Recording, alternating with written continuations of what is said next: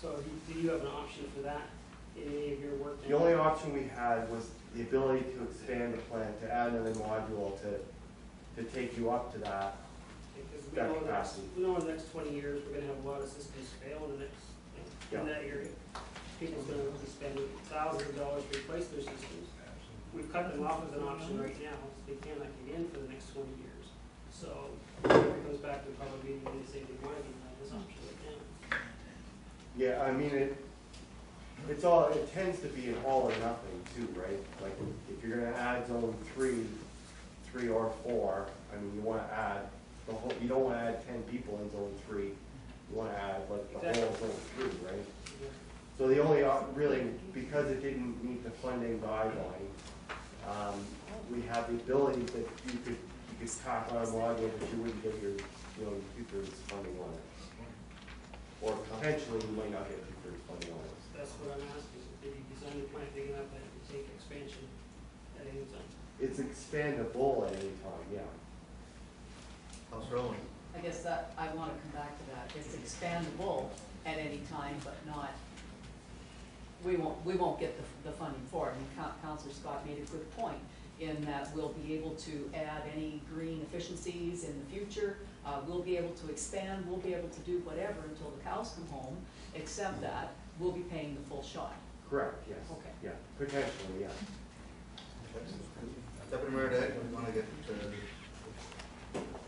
Brent's report as well. Yeah, I guess one of the things that we were discussing in various contexts here was the fact that we were not doing 3 and 4 because we don't have the $44 to $66 million. I'm sure you're aware that was what Dylan estimated for the zones 3 and 4. So, and in light of these economic times, it's not going to be turning around tomorrow.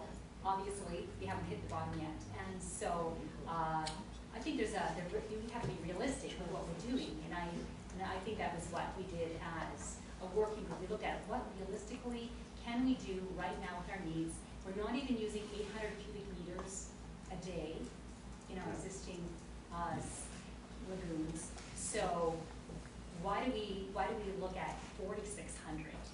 I mean, we have to have people, a great part of Toronto transported here in order to justify such numbers. So it's looking realistically at numbers. This is what my other review. Councillor Bonner. Just, Mr. Chair, a point of clarification, just along the lines of what Mr. Cook has said.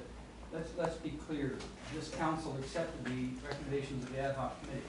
The 6th recommendation being that if there is irrefutable proof that Lake Huron is being adversely impacted by the septic systems in zones 3 or 4, we would look at putting in a gravity type system. So I just want to be clear. We have not said that people in zones 3 and 4 over the course of the next 20 years you're out of the septic business. We have said we're going to do our due diligence, and rather than going by leap of faith and assumptions, we're going to use empirical data to determine whether there's a need. So it's not even an economic need, it's an absolute environmental need. So I just want to clarify that. That's a decided matter, and I don't want to mislead people. But we're not providing the option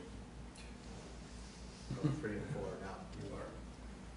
Well, we have followed the recommendation of the ad hoc committee, which had lots of public input. There was lots of discussion around that, and we have said we are going to do these interim measures, and if we find need, then we're going to deal with it. But we've also said in that option that they need sewers, they're going into this plant.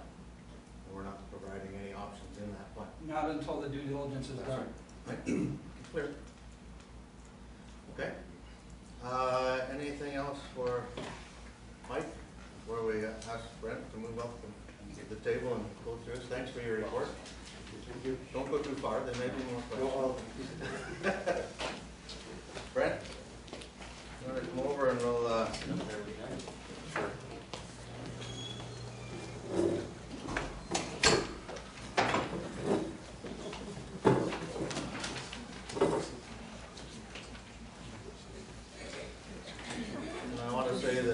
Brent's report, number 71, was an excellent report. Large report, a lot of information.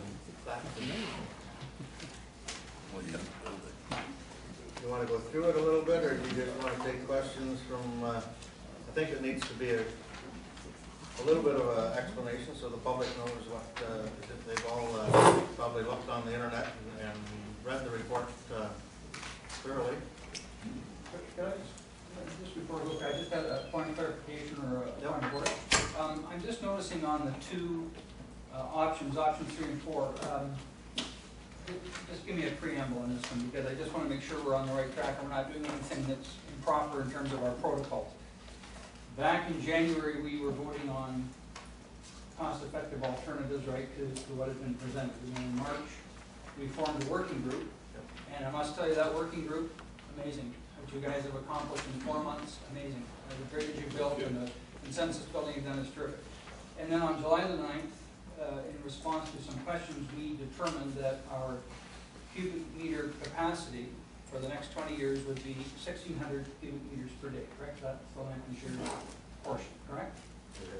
That was for design purposes. Right, that's the working group asked for a number, and we gave them that number, and as a council, we said, we had an oversight committee meeting, we agreed on 1,600 cubic meters, and we had the council meeting, we agreed on 1,600.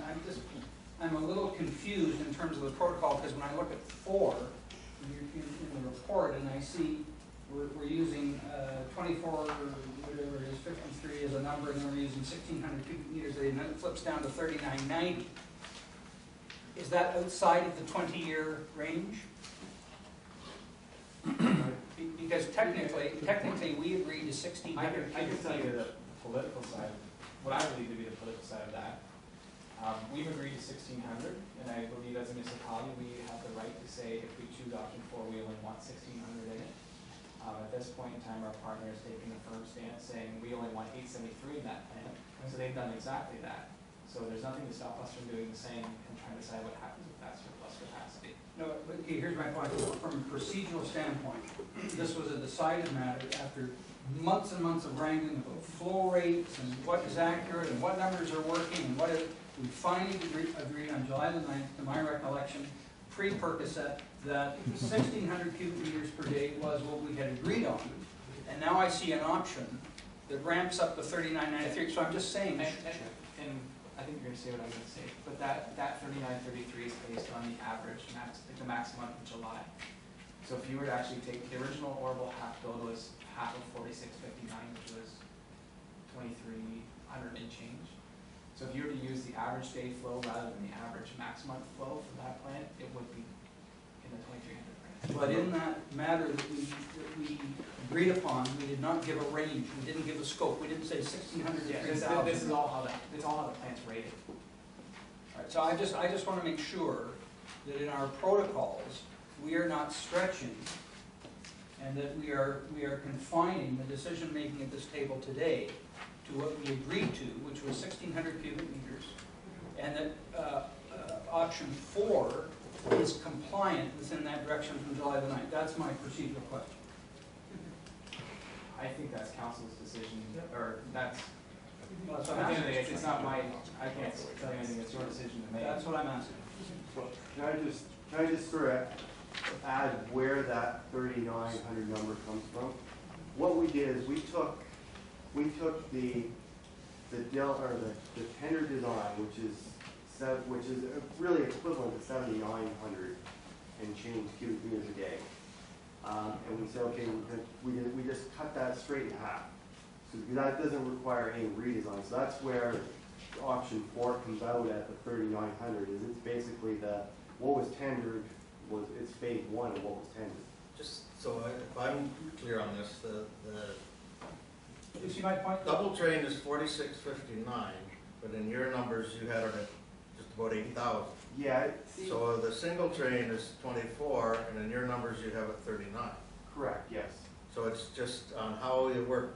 It's the Like it's semantics. because you're using a different rating. Yeah, it's the semantics of whether you're rating it on the average, like the flows for 12 months divide for the full average for a full year, or you're rating it on the flows for January, the average of January or of July, August, right? That's the only difference. But we did not have that in our, we did not qualify, that's my point, we didn't qualify that in our decision. So that's my concern, is that we're proper on this, that we're not gonna get nailed on this down the road, someone saying, well, wait a minute, you we're gonna have that range up to 3,900.